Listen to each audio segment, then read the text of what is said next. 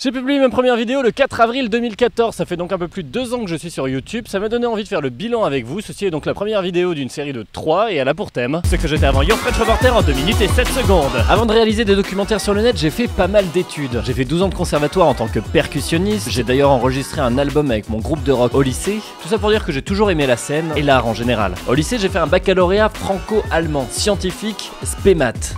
Rien à moitié quoi. Comme j'étais plutôt bon à l'école, j'ai tenté le concours de Sciences Po, que j'ai loupé. Du coup je suis allé en fac d'économie et gestion à Lille pendant 2 ans. Je m'ennuyais tellement à la fac que je me suis mis à écrire un roman pendant les cours, et comme je ne connaissais personne à Lille, eh bien je continuais de l'écrire chez moi le soir. C'était donc 2 années assez nulles. Je décide de finir ma licence en Erasmus à Leipzig en Allemagne, et là j'ai découvert ce que c'était le voyage. C'est l'année où je suis parti en road trip en Europe de l'Est, à Taïwan, au Japon. J'ai appris à parler anglais et allemand couramment. J'ai vécu des histoires qui n'arrivent qu'à l'autre bout du monde. Il y a des choses qu'on apprend qu'en voyageant, en confrontant notre culture avec celle des autres. J'ai appris sur mon pays et sur moi-même. En rentrant en France, j'avais d'autres objectifs pour ma vie et ça a commencé par une réorientation. J'ai passé 1 an à me chercher. J'ai pris des cours de japonais et de chinois, j'ai passé des concours. J'ai d'ailleurs reloupé le concours de Sciences Po. L'année d'après, je commençais un master à Paris dans le management de la culture. Pendant ces 2 ans, j'ai bossé dans des festivals, des galeries d'art. J'ai côtoyé des gens assez improbables, rencontré beaucoup d'artistes. Je suis devenu ami avec une équatorienne qui faisait du documentaire. C'est elle qui m'a appris à faire de la vidéo. Je l'ai regardé faire ses prises de vue et ses montages pendant des heures et ça m'a passionné. J'avais déjà cette passion depuis tout petit. On réalisait des films avec les potes au collège et au lycée.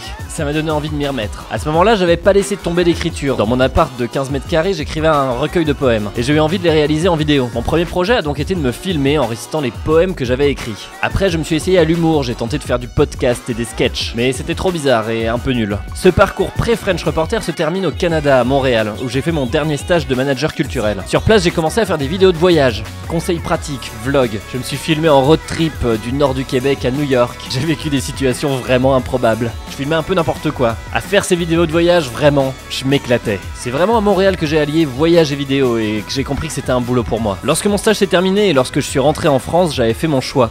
C'était là-dedans que j'allais me lancer. Je voulais devenir créateur d'émissions sur le net. C'était ce que j'étais avant Your French Reporter en 2 minutes et 7 secondes. Pour découvrir la suite de l'histoire et savoir comment j'ai transformé cette idée de chaîne YouTube en métier à plein temps, je vous invite à cliquer juste là. Et si jamais ce qui vous intéresse c'est des vidéos inédites et savoir comment je réalise toutes ces vidéos, eh bien c'est juste ici. Voilà, je vous dis donc à très bientôt pour de nouvelles vidéos sur moi-même. Bisous.